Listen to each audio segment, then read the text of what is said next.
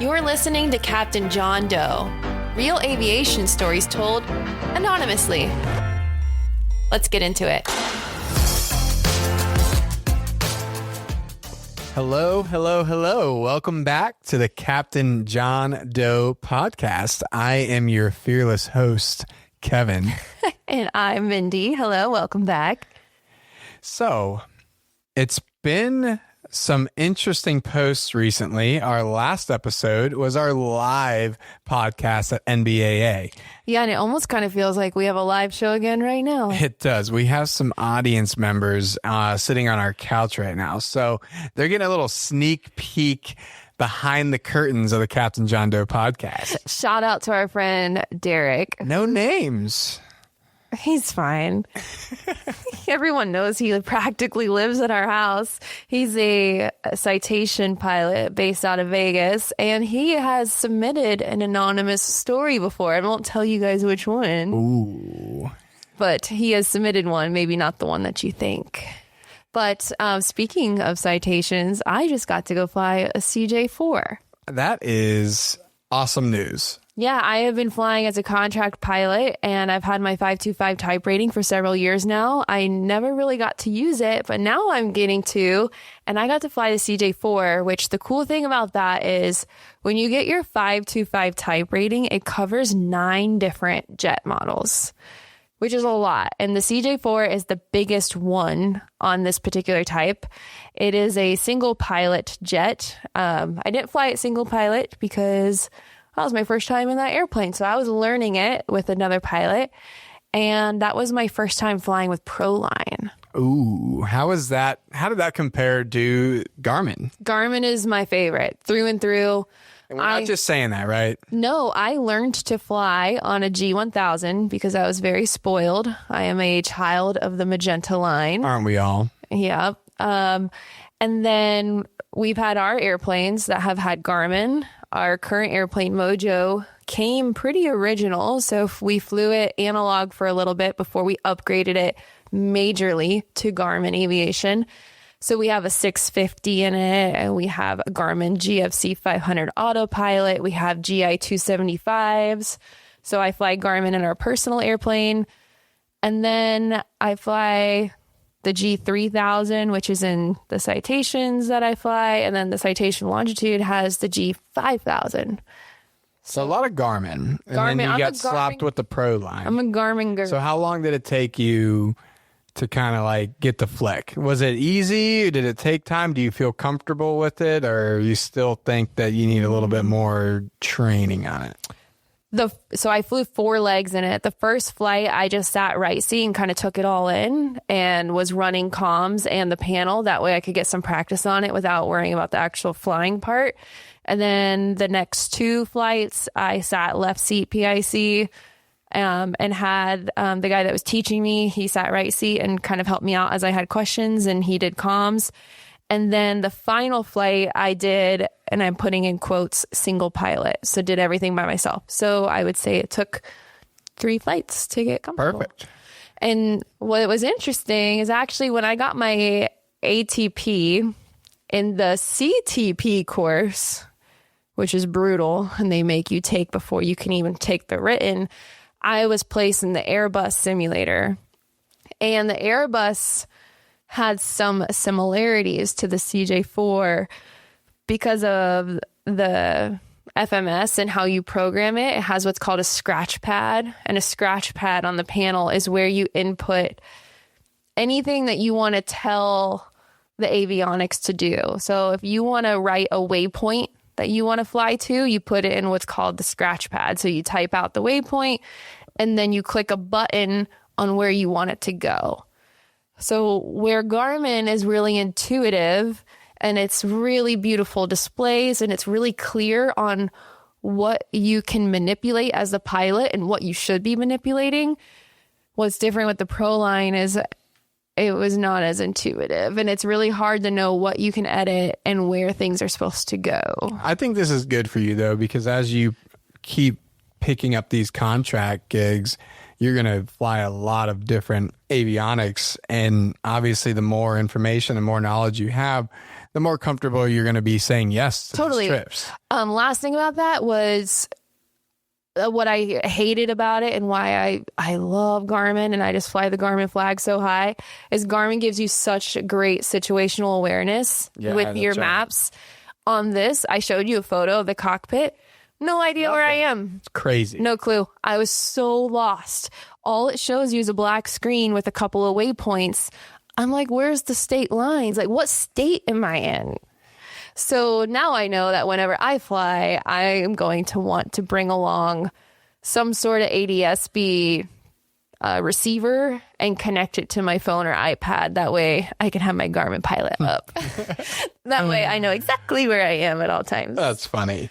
So last week you went back home to visit your family for a gender reveal for your sister, right? Mm-hmm. And I dropped you off at the airport and I was dashing away to get back home. And I just hear, wait. I was like, what? And you go, I forgot my wallet. And I'm like, what do you mean you forgot your wallet? We got there in the nick of time. We live only a few minutes from the airport, so I only show up at showtime. You forgot your wallet, but... I've never done that before. In my entire life, I've never forgot my wallet. Oh my gosh. At least she has your passport though, right? I had my backpack with me, which serves as my flight bag, which I always have my passport in. And so I was like, I don't have any money, but I have a passport, so I can get on the airplane. And what's really cool these days about technology is I always use Apple Pay on my phone. And almost everywhere takes Apple Pay. So I was like, you were like, what should we do? And I was like, I don't know. I don't have time to go home, but I'm just going to pay for things on my phone and I have my passport. So I boarded a plane across the country with no money. And it was fine. I was able to use my Apple Pay for everything. And then the only thing that crossed my mind was, okay, what about when I go out to eat for lunch or dinner? How am I going to pay? Because that you don't have tap pay. And I ended up not needing to do it, but my plan was to just go to the grocery store and use my tap pay to buy myself a Visa gift card that I could use as my own credit card for the next couple Always days. Thinking outside the box. Yeah, a little creativity. But yeah, I flew home to Orlando.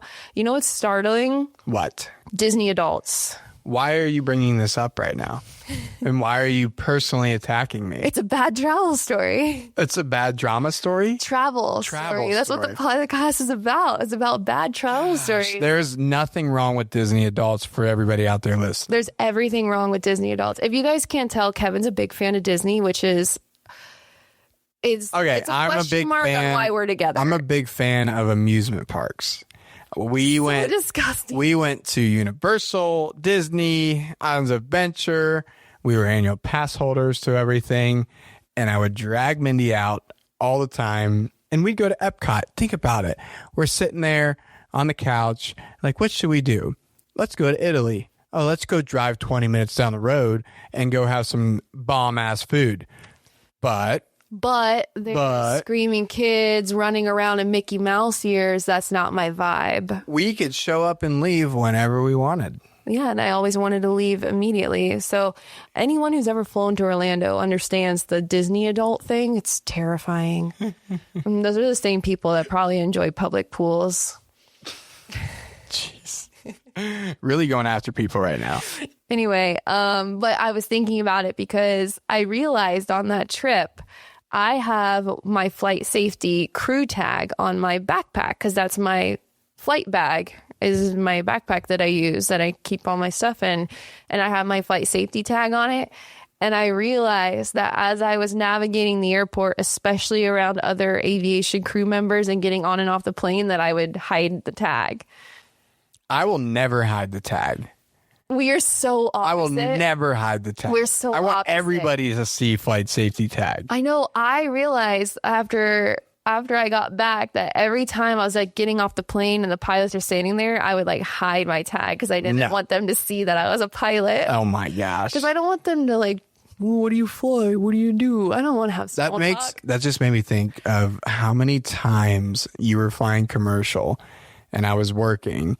And I always knew what flight you're on. When you were an air traffic controller? Yes, when I was a controller. And I always told the captain that there's a student pilot sitting in 13E ready for duty. every single time. You did. Those are actually some funny stories. Let's table that because we have quite a few of those interactions that we should share about when you were a controller and you would mess with people on flights.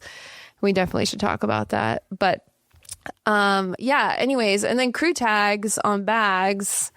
I mean, people might be like, well, why do you have it on your bag if you don't want people to see it? I'm not going to take it off when I have personal trips, but you have it on normally. That way line crew know not to take your bag and put it in your passenger's car when you're flying people around. Did you realize that? No, I didn't. It's smart. I just thought it was to let everyone know you're a pilot. No, it's not just for the swagger, but I'd say 90% for the swagger. But if you guys have any great travel stories, you can even do it as a passenger. So I have quite a few stories I could tell as a passenger on commercial airplanes, and you don't have to be the one flying it to submit to the show. So go to CaptainJohnDoe.com to submit your story. It's fully anonymous. Be sure to follow us on social media. We are just kicked the table. We are Captain John Doe Podcast on all socials, and that's where you could see tons of clips, get a little preview of the episodes that come out every single Wednesday to you guys. Be sure to subscribe. That way you don't miss an episode. And as always, leave a review. That's the most helpful thing you can do for us. And I just saw a bunch of reviews today. I hadn't looked in a while. You guys are freaking awesome. The reviews you guys left are incredible. Thank you.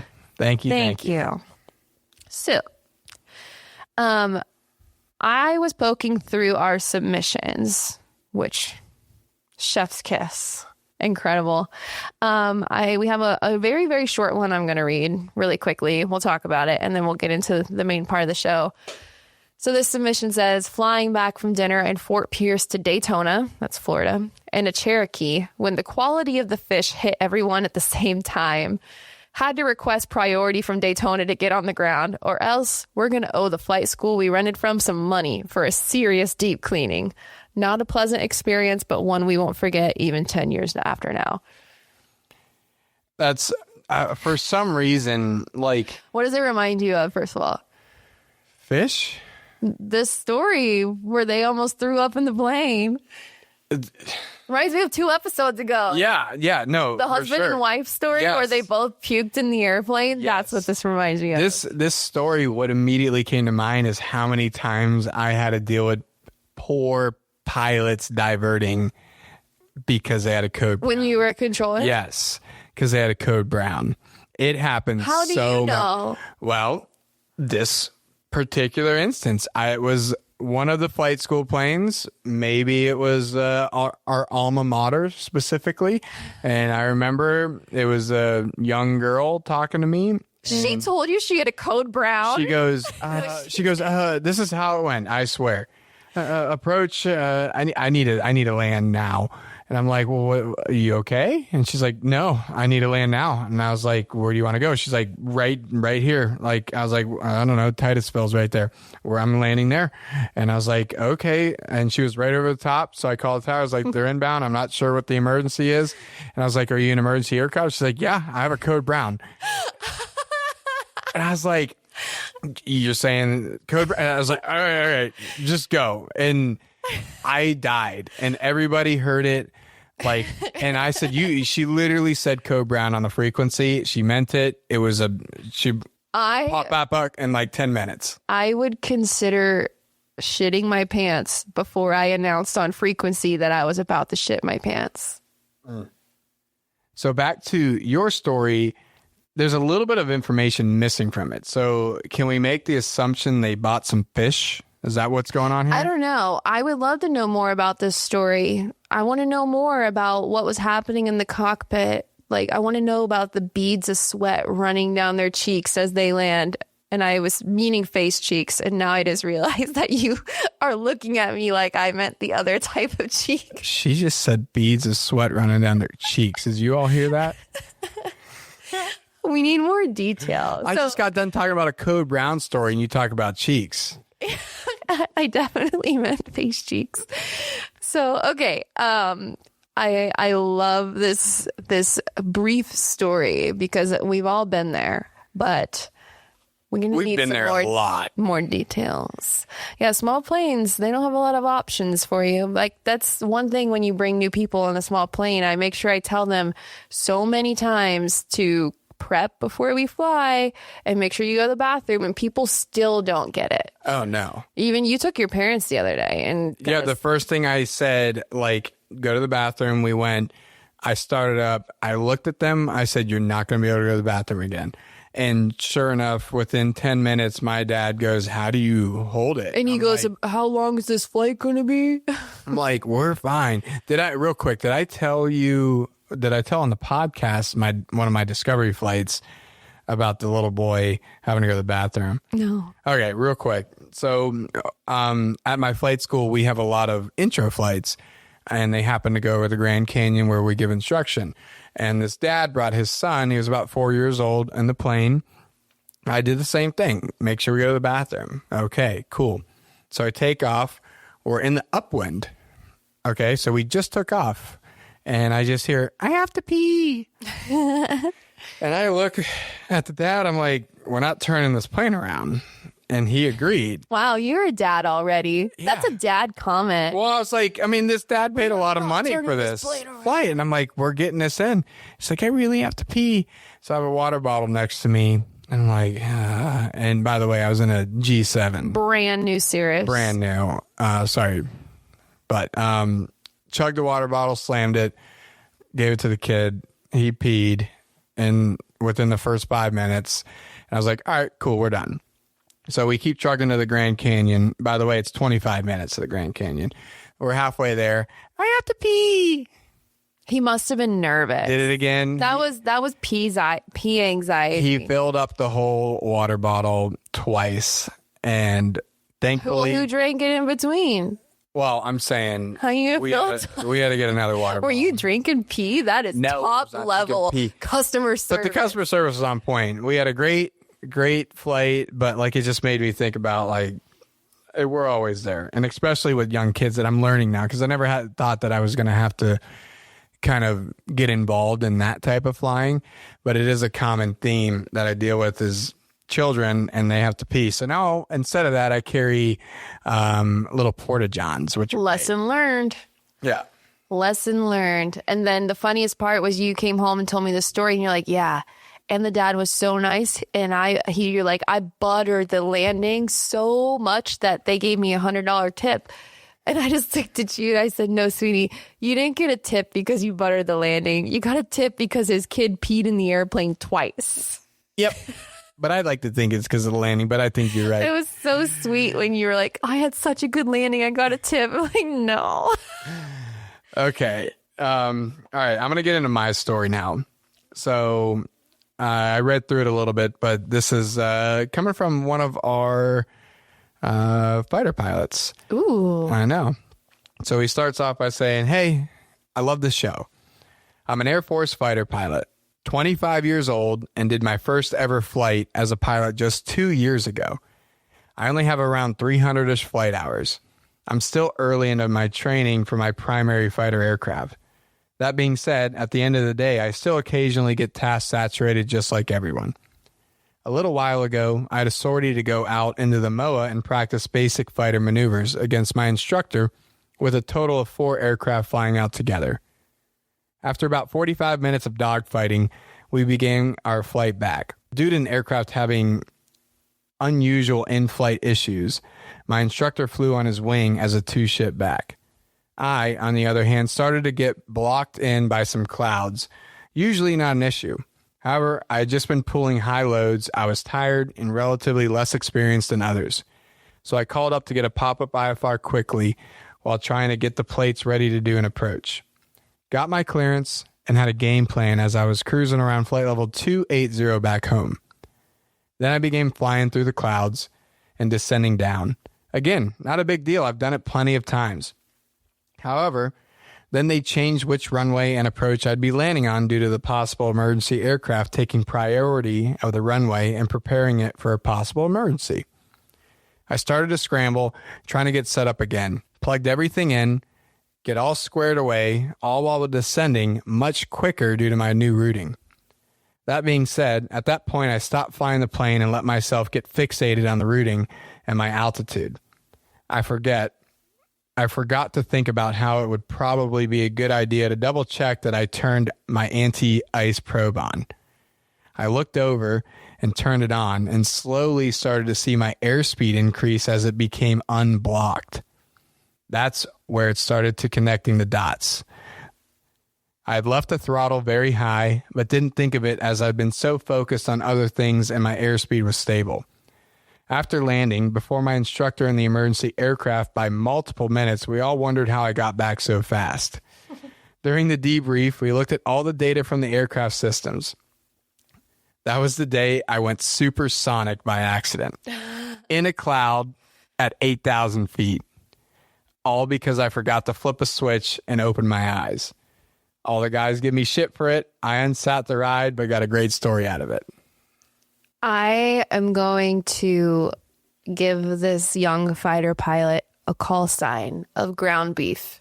Ground beef? Why ground beef? Because he probably killed a lot of cows that day. Oh my gosh. Are you teeing me up for that story? No, just in general. Everyone knows that low-level supersonic kills the cows. Kills the cows. It kills the cows. It breaks every window, every car window. There's a reason we don't go supersonic over the U.S. Yeah. And that's why, folks, if you were wondering. That's a great story, though, because that's a fun story that ended well. And obviously, we all get task saturated. Ideally, that happens during training when you're not doing real life scenario like this. Yeah, because this is a weird one because the military trains different. Like, he's clearly in training still, but he's on his own. So it's like, ooh. Yeah, that can happen. 300 hours is not a lot of Also, time. hey, I would like to formally request with my USA tax dollars that we add in a little chime, a little system in these fancy, expensive fighter jets that reminds you to turn on your anti-ice probes when you're in I'd low say temps. that should be something that might. The private jets do it. The Cirrus does it. The Cirrus does it. The Cirrus does it. Why is our fighter jets not doing There's an annoying little alarm that goes off at the air temperatures 5 degrees Celsius or colder. Exactly right. Why do they not have it? That seems like something I'm making a formal request of with my tax dollars. That's a great request. For Mr. Ground Beef. And now I'll let you tell your story really quickly, because I know I just reminded you of an ATC story that you are not going to be able to hold in right now. So to be fair, this was not me. So this is not my story, but the controller working this, it was let's say it was an F-16, was our oldest controller in the entire facility. He was done. He was on his way out. So like if it was going to happen to anybody, he was the right guy too. So anyways, he was working the high altitude sector somewhere over Alabama. And this fighter was at like 36,000 feet. And the fighter goes to the controller. Atlanta Center, Dragon 2-1 request supersonic. And I just hear, we'll call him Cookie. Hey! And he goes, motherfuckers, can we go supersonic up here? And everybody's like, what are you talking about? He goes, supersonic approved on the frequency. And the jet went supersonic. On the radar scope, it's like, you know, whatever. I feel like the pilot flying was jokingly asking, and the controller was kind of jokingly responding, but then he actually went supersonic. I can remember his voice, supersonic approved. And he went, and, you know, we didn't think anything of it. And the next day on the news, they had a ton of UFO reports over Alabama because hundreds and hundreds of cows died and hundreds of windows broke. So much so they made a country song called the Bama Boom. Look it up on YouTube. Bama Boom. The Bama Boom killed hundreds of cattle, and it was amazing. I remember the next day, like, management came down and said, what the heck were you thinking? He's like, what are you talking about? Like, what am I supposed to do? You're supposed to say no. But also, like... But the Bama Boom guy went supersonic, 36,000 feet, killed hundreds of cattle, shattered hundreds of homes, windows. Okay, see, that's why you don't go. That's why you don't approve of that. but also like respect. The Bama Boom, ladies and gentlemen. That's really awesome. Okay, moving on to my story, last story for the episode. Captain John Doe, June 1st, 1985, the day my guardian angel flew with me. Setting the stage. The airplane was a Cessna 172. Of course, modern-day avionics were not available in 1985. IFR in a small general aviation aircraft was done through hand flying only. There were no headsets or push-to-talk buttons on the yoke. ATC was heard over a speaker located in the ceiling. The mic was dubbed a banana mic because it was yellowish, slender, 4 to 5 inches long, and was held in place by a U-shaped support mount below the radios. I had just completed my instrument rating a few days earlier, all via a hood. The flight was from Prattville, Alabama, to Selma, Alabama, to Destin, Florida. The forecast was for rain, possibly heavy at times, along the northern Gulf Coast. The flight, it was sunny in central Alabama, so the first leg was uneventful.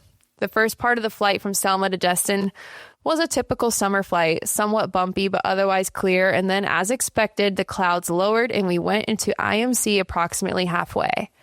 At first it was smooth, but then the rain began. Light at first and then heavier. Suddenly, as if we were flying through a waterfall, it was as if someone had started pouring hundreds of buckets of water on the airplane. The sound became eerily quieter. Not completely silent, but the sheer volume of water made much less sound than heavy raindrops do. A minute or so later, all hell broke loose. We were being tossed to and fro, but what I can only describe as severe turbulence. I was being bounced up and down so strongly that my vision was blurred and my head was hitting the ceiling, even though my seatbelt was on tight. The instruments were twisting all around. I heard the air traffic controller yelling at me to turn to a specific heading, but I wasn't able to comply because all I could do was keep the airplane upright. The mic had bounced out of the holder and was laying on the floor, so I wasn't able to even respond. Suddenly, as quickly as it started, poof, we are bounced downward out of the clouds just below the cloud base into a clear area. We are surrounded by heavy rain in a circle approximately 3 miles in diameter, and we were over the bay. It took me a moment to collect my thoughts as I began circling. I was done. The only portion of land that I could see was obviously a runway because I could see the numbers at the end of a runway. The rest of the runway wasn't visible due to heavy rain. So I picked up the mic and I contacted ATC. I told the controller I wanted to land on the runway I could see, but he said I couldn't unless I declare an emergency because that runway was Eglin Air Force Base. I promptly declared an emergency, so he cleared me to land, and the saga continues. As I came across the numbers of land, I entered the heavy rain, but I landed smoothly. I pulled off the runway and immediately saw a vehicle approaching down the taxiway. As the vehicle came to a stop just short of the airplane, 4 military police exited the vehicle with their M16 rifles pointed at us. Over a loudspeaker, they ordered us out of the airplane with our hands up. Of course, we did, and fortunately, we were able to stand under the wing and didn't get too wet. I told them that I had declared an emergency, and I was told that I was able to land on the Air Force Base. After talking to someone on the radio, they confirmed my story and put down their weapons. They led us to the military version of their FBO. We went inside and we were greeted. The man at the desk said the controller that was talking to me over the radio was in the basement below and he wanted to come upstairs and talk to me in person. A few minutes later, he came up, introduced himself as the controller that had been talking to me. What he said next caused chills to go down my spine. He said he wasn't yelling at me because he was angry, but because on their radar screen, there had been a hook echo, and we were less than a mile away from it. About that time, another gentleman approached and said it had been confirmed. A fisherman saw a water spout over the bay. Indeed, my guardian angel was flying with me that day. Scary. Super scary. Got out of one there. Yeah, no kidding. I mean, a couple of notes real quick. First of all, a big deal that we have modern avionics now. Back to Garmin.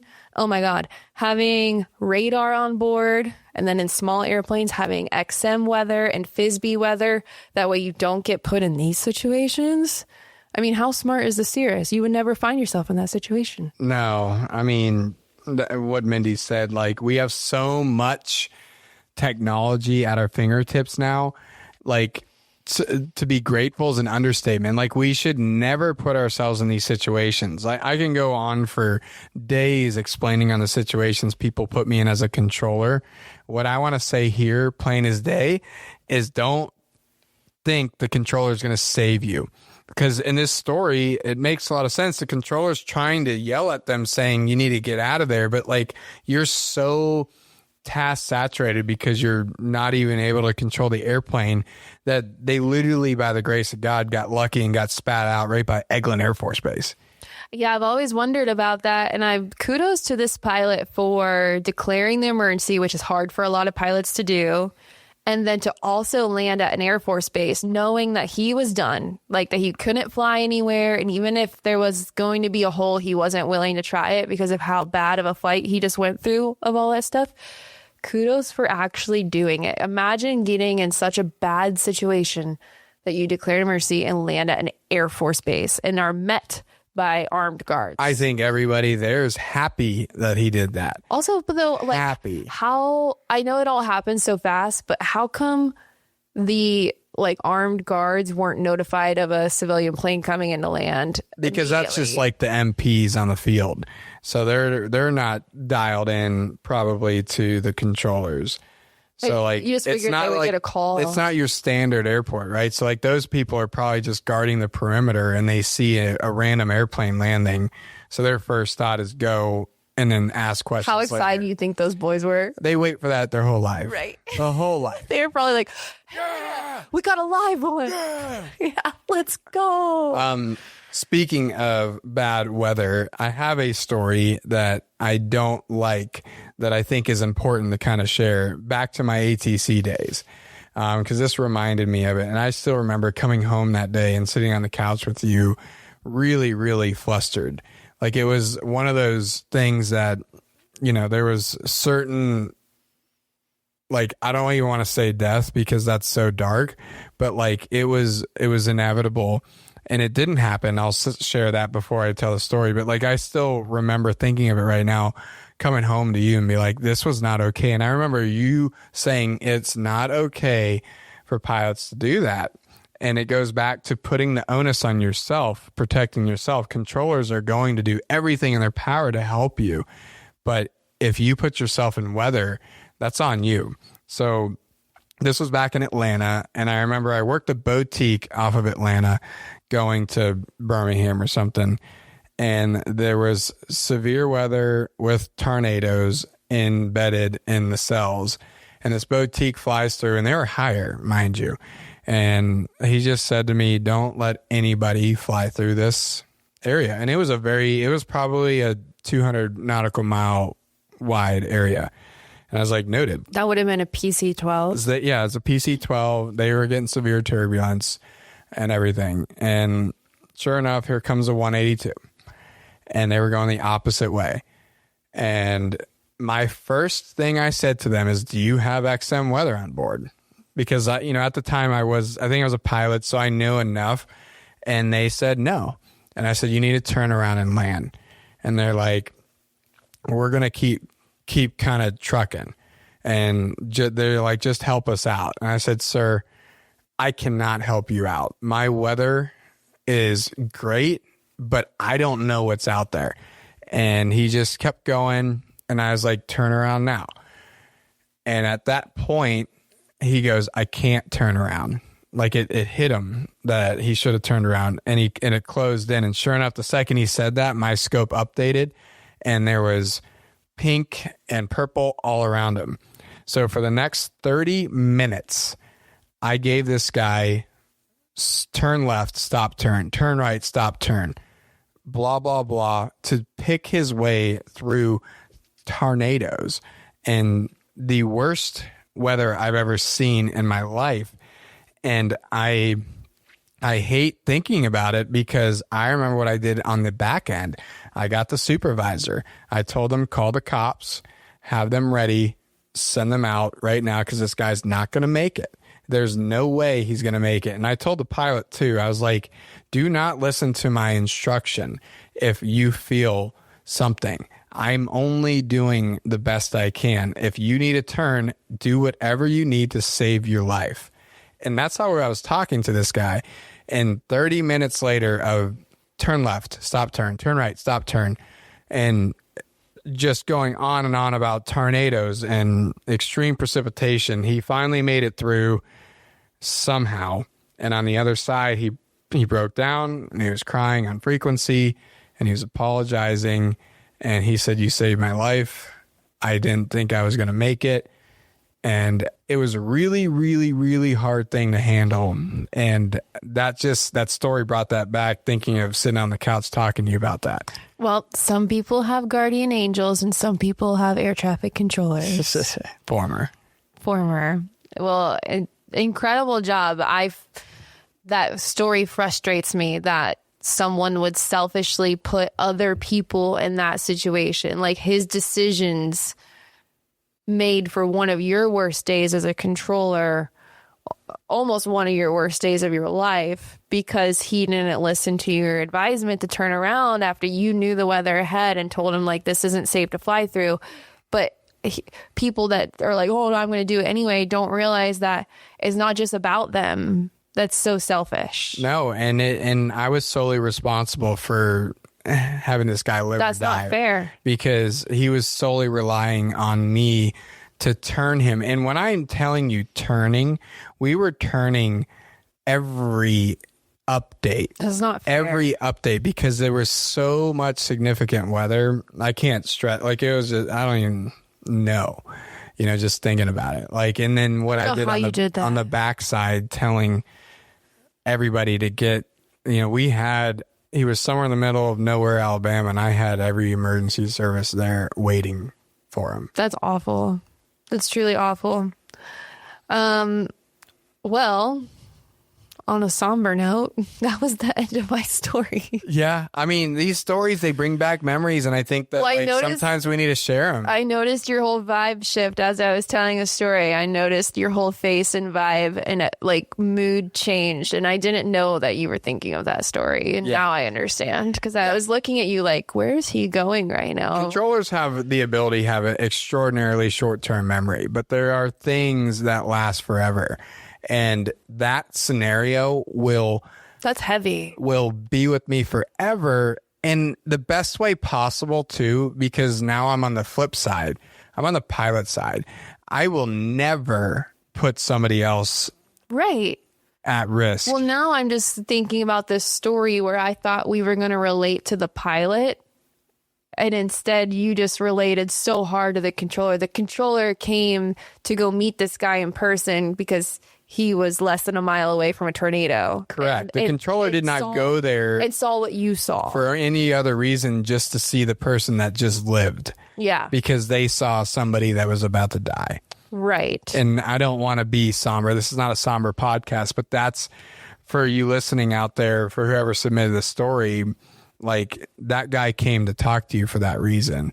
And it seems like you really understand that. So good on you. Yeah. And this is way back when, before XM existed too. So I'm not throwing this guy under the bus, but. Well, your guy didn't have that equipment. Not everyone has the luxury of having the modern equipment. Everyone should try their best to, but under your advisement of do not fly here and continuing to fly through there, that makes me pretty pissed off. Yeah. I will say this too, to end it on a more jokey note. If the controller tells you don't do it, they mean it. Like, we can't make you not do something, right? Like, we're not flying the airplane, but if they say don't do it, like, they mean it. They mean it. Yeah, we'll leave it at that. Take your controller's advisement. And with that, if you guys have any other stories to submit to us, we'd love to read them. We have so many great episodes ahead of us. You guys have been crushing it with the submissions. And I promise the next time it's going to be fun stories. Yeah, people are... Unless Mindy bombs something on me like that brings back a memory. People are wiping water off their cheeks. Oh.